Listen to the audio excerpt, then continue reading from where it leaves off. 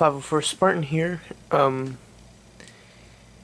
This is going to be a video review, but before I say that, I'm just want to say that I finally, after all these years, I finally decided to finish my little action figure that this is basically me in Halo 3, and this is actually my picture in the YouTube profile picture.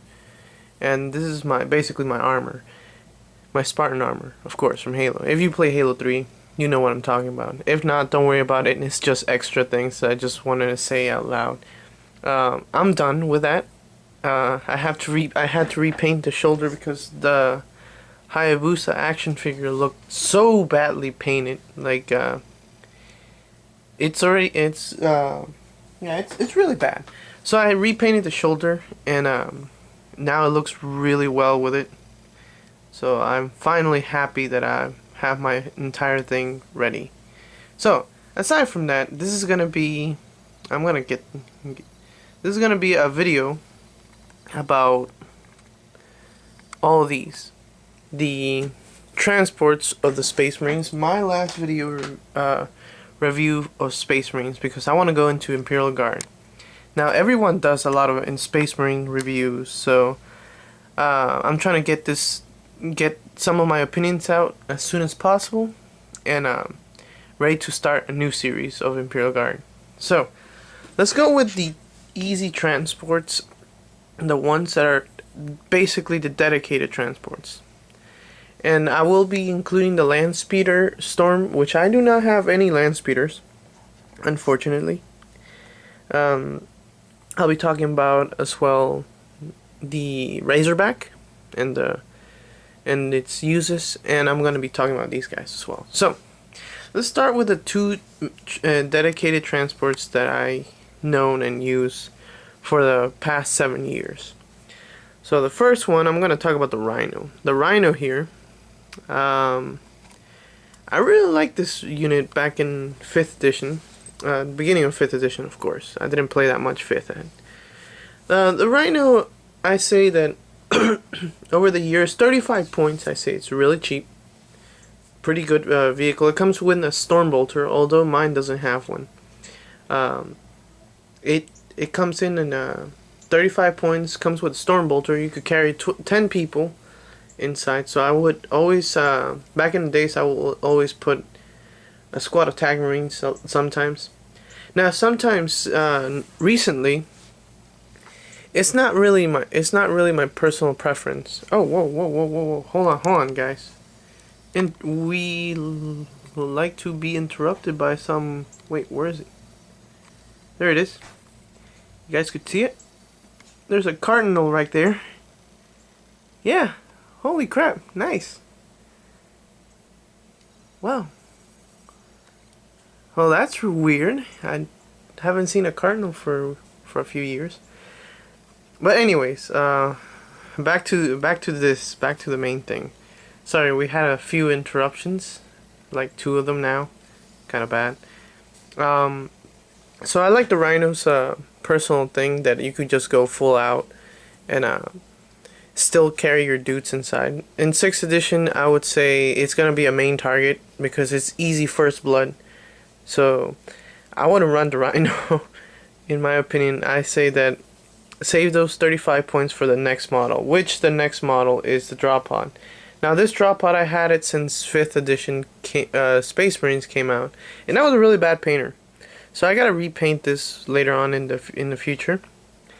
And I want to say the Drop Pod's the thing that served me the best out of all the dedicated transports. 35 points. Comes in with a Stormbolter. Unfortunately, it's open top now, which is sad.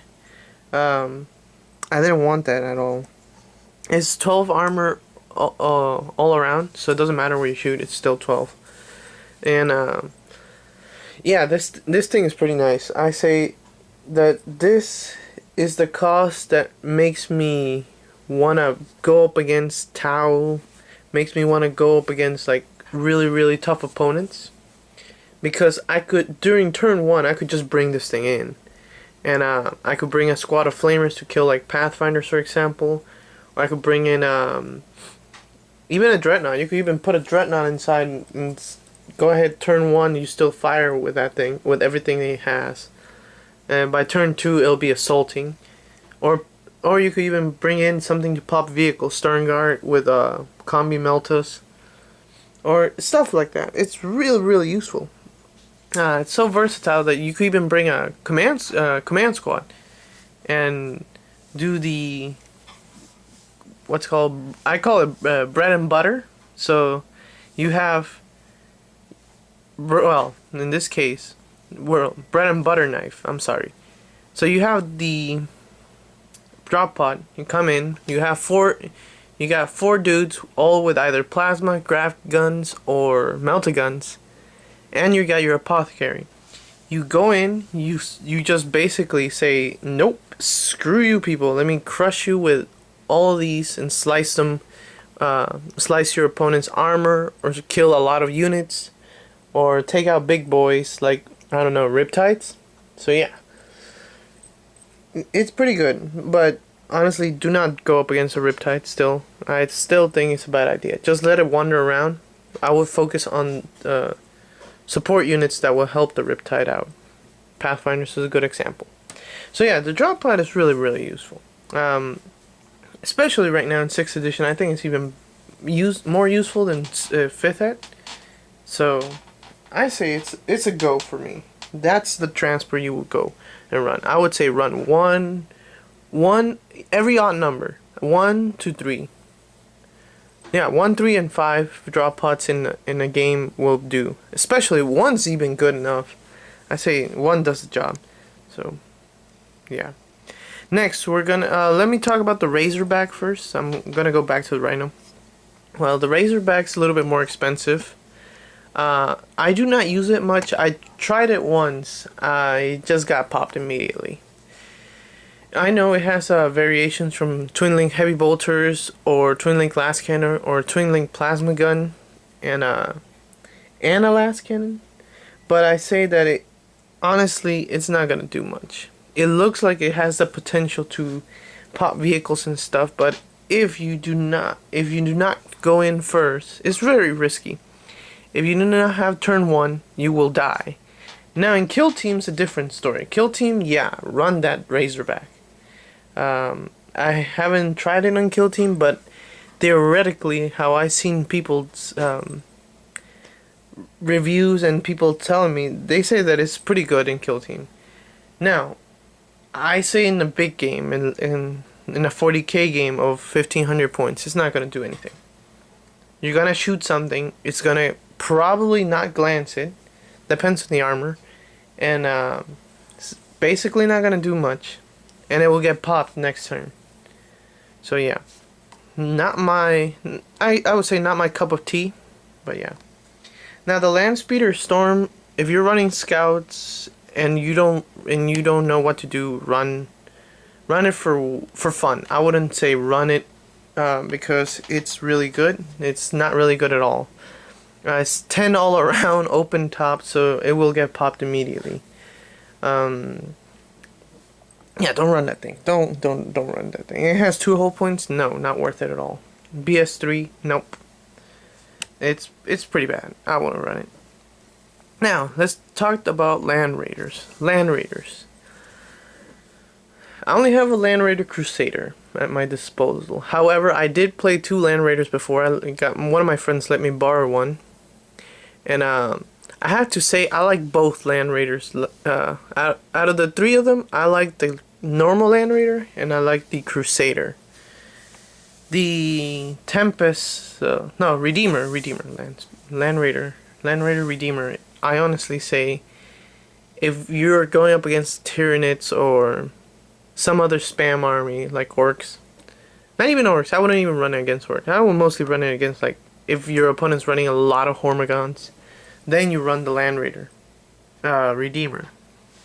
But for everything else, I say Land Raider Crusader and a normal Land Raider does the job and does it well.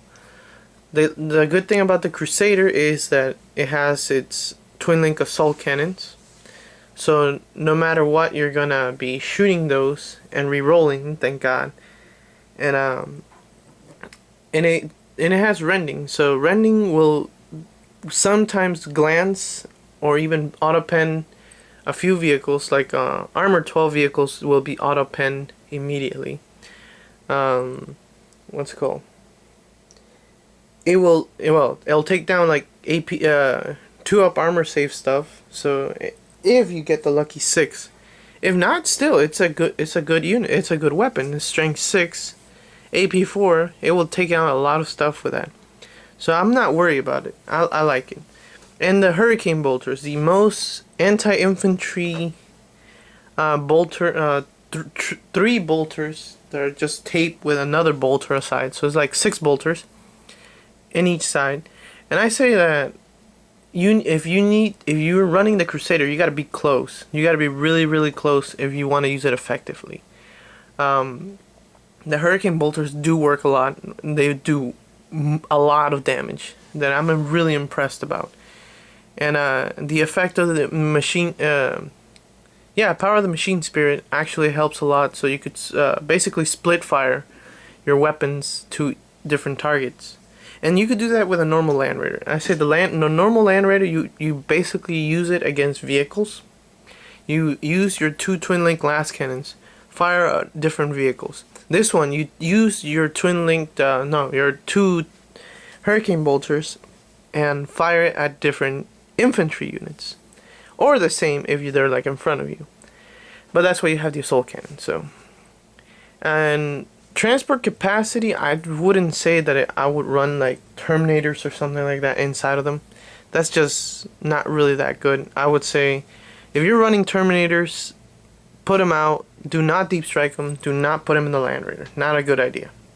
Because if the Land Raider gets popped, although it's all armor 14, it still has a possibility to die by like a railgun from Tau if you're going up against them. So do not put that much inside of it. If you're gonna put like something inside of it, I would put like a squad of TAC Marines, or like that's basically, I wouldn't put nothing really in fodder. I would put, that's it. And mostly use it to support your dudes. And it's really going to be difficult to support them because you have 3 slots for heavy support. And you have so many options. So sometimes the Land Raider is not the option that you want to go with. Even though it's a big vehicle, 14 armor, it's not really, I would say, points wise, it's not going to make your points back. Sometimes. Because it's meant to kill infantry, well, the Crusader. And then the other one's just to kill a few vehicles. So if you're going up against monstrous creatures, it's not going to be that effective. So, but yeah, it's still a good unit. I love running it. Every time I run it, I have fun with it. So sometimes, if you really want to have fun, you could run it. I would say run 1 or 2. Why not? But yeah. Money-wise, like dollars-wise, $75 for one of these motherfuckers. It's a lot of money.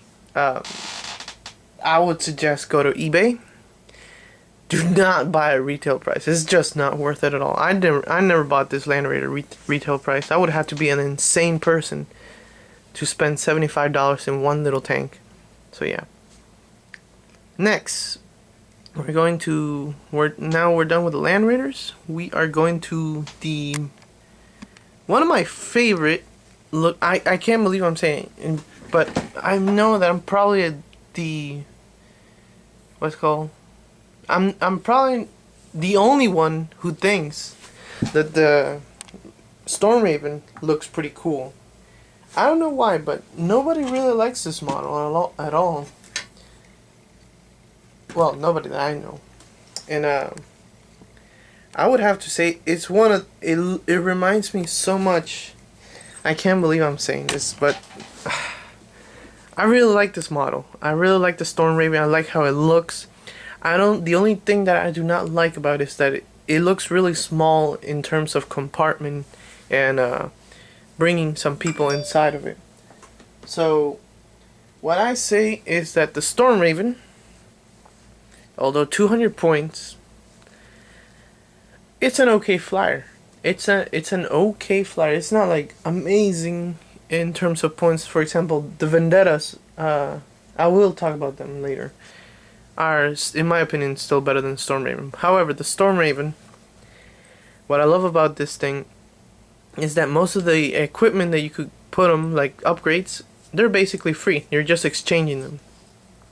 So they mostly come in with 2 Twin Link Heavy Bolters, I think, in front, and a Twin Link Assault Cannon, which is not bad. It's pretty good, and it comes with 4 missiles. So already having missiles and two Twin Link weapons, I'd say that's a lot of stuff that you could shoot with. I say that yeah, that sounds pretty powerful. However, the downside about this unit is it's 200 points. It's 200 points. It's not as effective, I would say, like compared to a Land Raider, although it's an assault vehicle as well, and it's a flyer. But the thing is that it's just gonna, if you're gonna zoom with this thing, it's just gonna fly out. It's not gonna be that powerful in terms of firepower, unless you like hover it. If it hovers, it's gonna get attacked and it's gonna get destroyed. So do not hover it. I suggest not do that at all. However, when it comes to like destroying other flyers or destroying enemy vehicles, this thing, you could upgrade it with Twin Link glass cannon and a Twin Link multi-melta, which I did. Although 1 shot per weapon right there.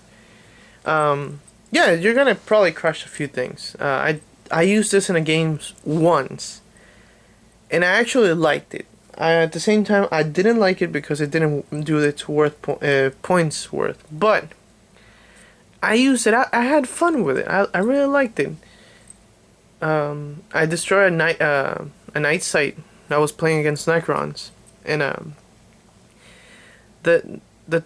yeah, it was perfect. I fired at 2 vehicles, glanced one of them to death. Glanced one, the other one I penned and blew it up. So I blew up the night sight with a multi-melta, and yeah, there was no way that thing was gonna survive. And yeah, what's it called? The Storm Raven. There you go. I was about to say Land Raider, but it's not. That's not a Land Raider. The Storm Raven is so funny when it comes to the game. It's just, you're gonna forget that this thing has missiles, but don't forget it only has 4 missiles, and you can only use those 4 missiles once each. So yeah, and yeah, I would say it's fun. It's a fun unit to run. Not really super competitive. You have to be lucky in order to use it competitive wise. I was about to say, oh yeah, it's not gonna get shot down really that easily. It has ceramide armor, which is basically your opponent, if they're gonna use Melta somehow, they're not gonna, yeah, they're gonna mess up, because the Meltas, what's it called? They do not get their extra D6, which is pretty good. However, it's just not gonna get shot down that easily, unless your opponent has like Interceptor or something like that. Yeah, but it's a pretty good model. I like it. If troop transport wise, I wouldn't carry anything inside, because it's not gonna do anything. This thing is just gonna fly around, shoot, fly around again and shoot. So, in my opinion, this one, leave it for fun, and sometimes semi-competitive if you want to have like at least a flyer, or you know your opponent's running a flyer or 2. So, yeah. Anyways, so that's my review for all these transport units. Which one I prefer the most out of all 4? I would say the drop pod. I really like this drop pod. It's worth its points. It shoots at stuff, although the turn that it comes in, it will have to snap fire. So, unfortunately. But later on, if it's still alive, yeah, it will shoot at stuff, and you want that storm bolter at least to fire. Or if you're gonna upgrade the storm bolter and put a cyclone missile, what's it called? Yeah, I think it's a cyclone missile launcher. Yeah, I would run that as well. Hell, that's a pretty good idea. However, I run just a normal drop pod. That way, I don't spend much on in points because I really like the just the way it comes in and just boom. And my Space Marines say, "Hey guys, you want to get burned?" And then they just burn them.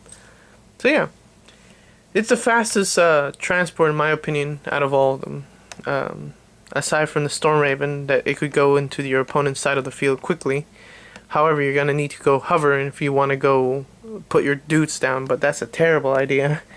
So, Volvo, please like this video. What do you guys think about your suggestions on the way how you guys run Space Marines? Yeah, go ahead, comment below, and I'll be probably in. This is probably the last video for Space Marines that I will be talking about. There's a lot of other stuff that I'm missing, of course, but there's a lot of reviews out there and different opinions that basically share sometimes with mine. So yeah, next we will be talking about Imperial Guard tactics and reviews. So yeah, I'll talk to you guys later and see you guys soon.